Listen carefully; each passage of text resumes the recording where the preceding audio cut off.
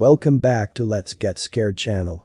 Here are some of the creepiest and most spine-chilling stories from people who went on road trips and experienced something scary. From evil people to ghostly apparitions, these tales are sure to make your blood run cold.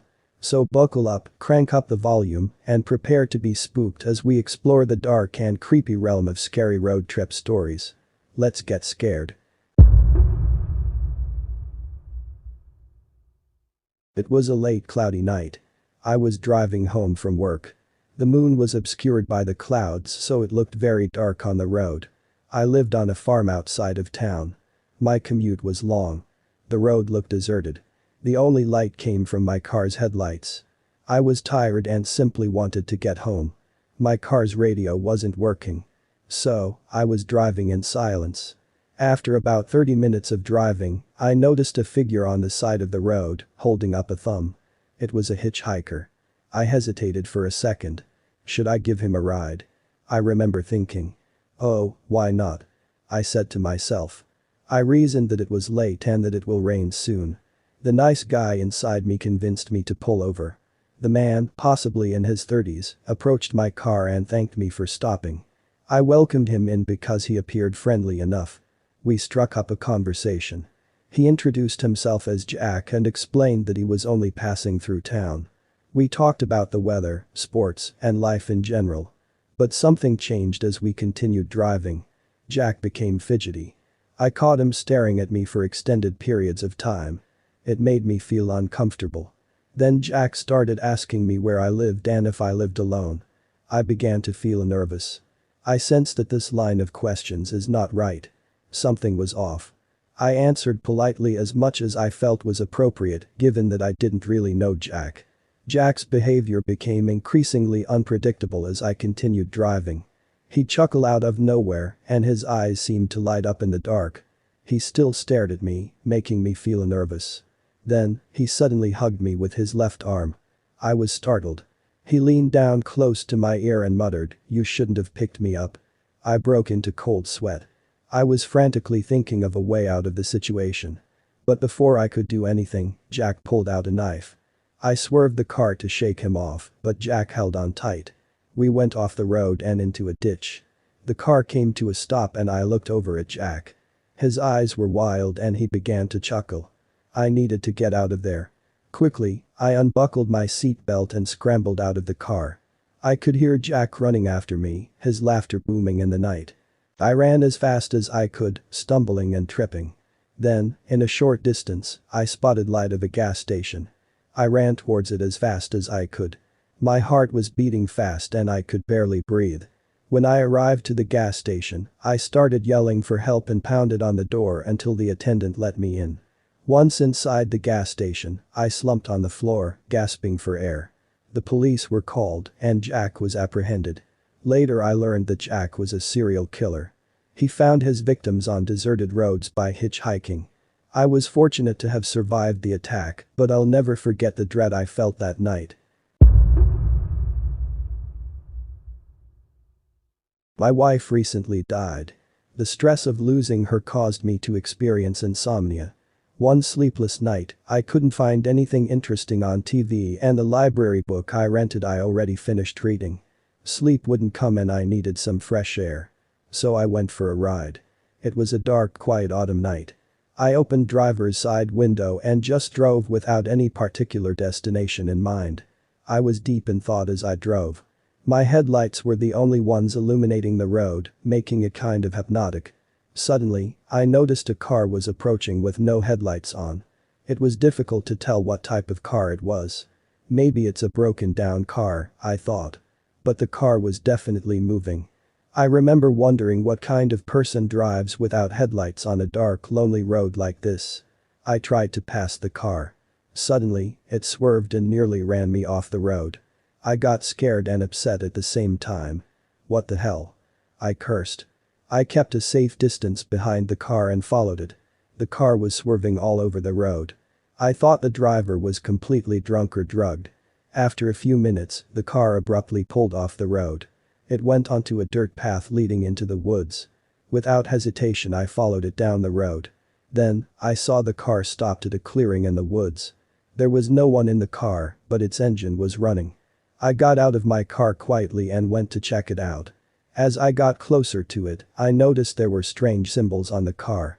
They reminded me of the Egyptian hieroglyphs. I then heard a noise behind me. A figure stood in the shadows holding a baseball bat. It was a man with a grotesque mask on his face. I tried running, but he was too fast for me. He dragged me into the clearing. I struggled and fought in vain. The man was stronger. I couldn't see what he looked like. But I thought his eyes looked completely black. He then spoke. His voice was a low, almost like a guttural growl. "I will kill you," he threatened.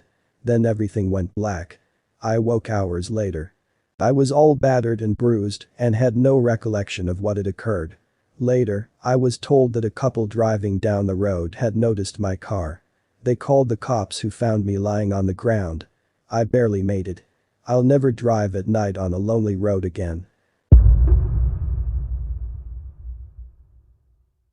My sister Amanda was a college student in Hartford, Connecticut. She would come to Boston for spring break every year. Though the city was magnificent, this visit Amanda expressed a desire to see the countryside. We chose a Saturday with excellent weather. I made sure my car's gas tank was full. Amanda packed up some snacks and bottled water. And off we went. The scenery was breathtaking. It was a beautiful sunny day. The sky was azure blue, with no clouds in sight. There was a gentle breeze. We'd always enjoyed the feeling of wind in our hair and the freedom of the open road. Amanda and I chatted about everything.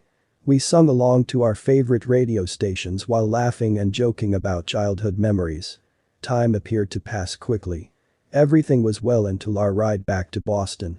The forest surrounded one of the long roadways. It was peaceful and lovely. Suddenly, we saw a brown bag in the middle of the road. I slowed down since the bag appeared to be moving. Maybe it's an animal. Some people are so cruel.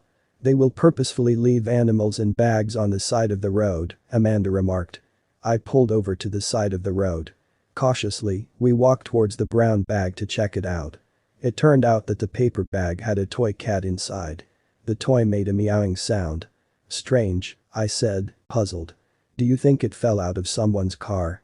Amanda didn't answer. She took a step back and said, Meg, look. Amanda was pointing at the side of the bag. I noticed a fishing silk attached to it. It led to the woods. Amanda and I huddled together, terrified, and looked to the left. A creepy-looking man in a hoodie was standing in the woods. His face was partially obscured by shadows. He began heading towards us. Oh. My God. Amanda shouted, adding, run. We both dashed for my car. We drove off fast. In my rearview mirror, I saw the strange guy standing in the road behind us, staring. Our minds raced with questions as I drove for what seemed like hours. Who was that? What made him place the bag there? Was he attempting to hurt us? We will never know the answers. But one thing was certain. We'd never forget that horrific experience. Even now, just remembering that incident makes the hairs on the back of my neck stand up. There are weirdos out there and we must always be careful. My girlfriend, Sarah, and I were driving through the outskirts of Dallas. The area was just mesmerizing. The sunny day, vast valley adorned by cornfields and the majestic mountain range ahead were just pure gorgeous. Sarah, being a photographer, was photographing the scenery. We discussed her upcoming wedding gig. She also mentioned wanting to do a family photo for her grandmother as a Christmas gift. I'm just unable to find a way to have my parents and siblings get together for the photo shoot, she told me. Overall, our leisure road trip was enjoyable and relaxing. However, our journey was cut short when our car broke down in the middle of nowhere. We attempted to fix it ourselves but were unsuccessful. Our phones had no signal so we couldn't call for help. There was a house in the distance. We hoped it was occupied and the people living there could help us. When we got to the house, we noticed the house was the only one in this area. It appeared so old. The siding paint was peeling, the windows were filthy, and the grass was overgrown. A pickup truck was parked near the house.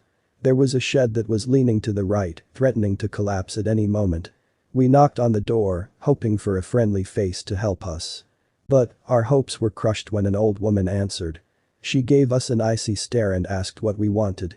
We explained our situation and asked if she had a phone we could use to call for assistance. She hesitated for a moment before letting us in. The interior of the house was equally unsettling as the exterior. The room was dark, floorboards were creaking, and the wallpaper were peeling. The air smelled musty and decaying.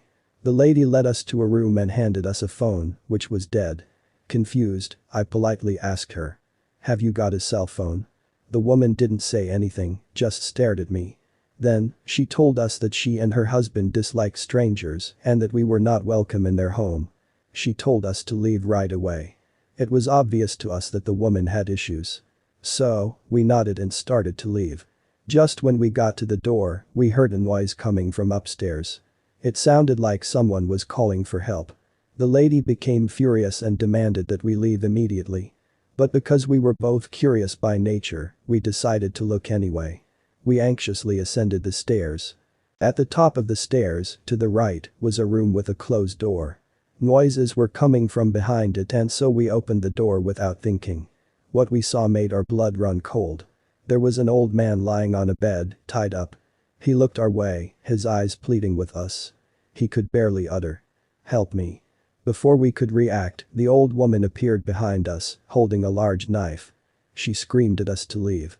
There was a wild expression in her eyes. I pushed her to the side to make room for us to run. As we rushed away, we saw the woman glaring and yelling at us from the doorway. We phoned the tow truck and the cops after we got to a more populated area. We realized we had narrowly dodged a horrific disaster and we vowed never to travel through a deserted area again. I was on a family road trip to see relatives in a distant town. Despite the long drive, we were all excited about seeing our loved ones soon. We stopped at a rest station along the way to stretch our legs and grab some snacks. My wife, Deborah, and I got some coffee, while my 13-year-old daughter, Allie, went to use the restroom. My 6-year-old son Timmy was running around with his plane toy. Then I saw a truck driver approaching Timmy and having a conversation with him about something. At first, I didn't think much of it. I knew Timmy was a friendly kid and, though we told him not to talk to strangers, he sometimes still did. We were literally within a few minutes away from leaving, and I only took my eyes off of Timmy for a split second. Suddenly, I realized Timmy wasn't with us. Panic gripped me as I anxiously searched for him. Then, to my horror, I watched the truck driver take Timmy's arm. He dragged him into his truck. I yelled and dashed towards them, but the truck driver was fast and sped away. My heart was racing with terror and desperation. I called out to Deborah and Allie. We hopped into our car and drove after the truck. We rushed down the highway, evading cars and weaving through traffic. Eventually, we neared a remote location. The truck driver abruptly pulled over. My heart was beating hard. I ran out of my car and hurried towards the truck. Timmy jumped out of the truck, crying and running. I grabbed him into my arms and hugged him close for a few moments. I was relieved that he was safe. The truck driver then approached me. His eyes were wild and frantic. He murmured something about needing a child and being unable to control his urges. His remarks both disgusted and angered me. I let Timmy run to Deborah and then turned to face the trucker. I was so enraged that I sucker punched him. The creep tumbled to the ground. I began punching him in the face with my fists. He did not defend himself. I would have killed him if my wife Deborah hadn't intervened, asking me to calm down and that we should leave. I reluctantly returned to my car. I was glad that my family was safe. We drove to the nearest police station to report the incident. The truck driver was apprehended by authorities for attempted kidnapping. I received a warning for attempting to take matters into my own hands. The rest of the trip was somber and tense. Still, we were just grateful to be together. This terrifying event was a reminder of how quickly things can go wrong. It also made us realize how important it is to remain cautious and aware of our surroundings. This took place a few years ago. I was on a work retreat with Sasha, my boss, and my coworkers Cindy, Stacy, and Roger. We've been working as event planners for 20 years. Every summer, we go on a business retreat to a location outside of our state. While on those travels, we would address some business-related matters while also conducting some team building by doing fun things together. We went to Maine that year and had a wonderful week-long retreat. We had to take Maine's Route 2A back to Connecticut. It was becoming late and we were all fatigued from the long trip. Suddenly, midway on the road, it became foggy, which made it tough for us to drive. We initially dismissed it as a natural, weather-related phenomenon. But as we drove ahead, the fog began to thicken and whirl about us in a strange, almost hypnotic way. The trees on each side of the road were hardly visible. Then, out of nowhere, a large truck whizzed by us. It appeared as if it was about to hit us.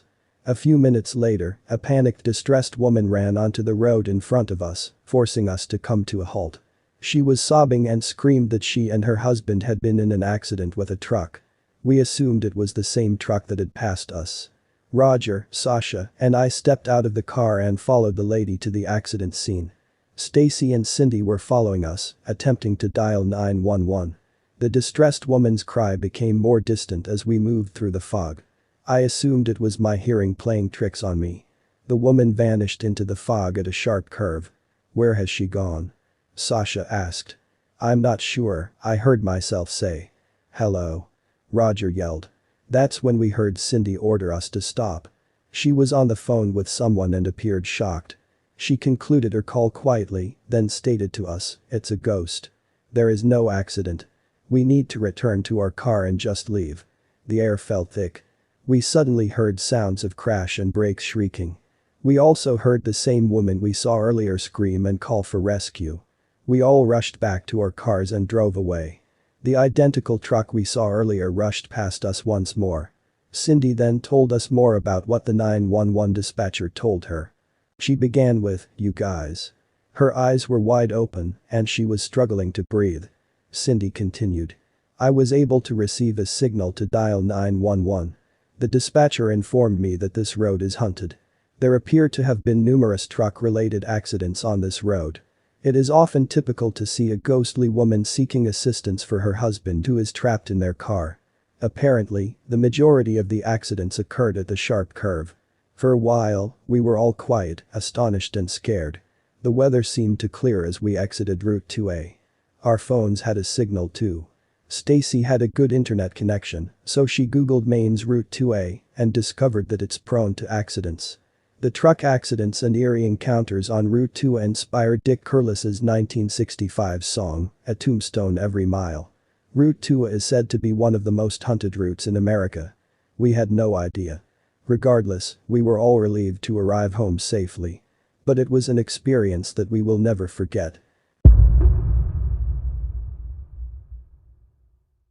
We hope you've enjoyed these spine-chilling tales from the road. The roads can be frightening places, for sure. So, the next time you're traveling alone or at night, be careful. The next video is on Saturday. Until then, please check out our other videos. Please like, share and subscribe to our channel. Thank you.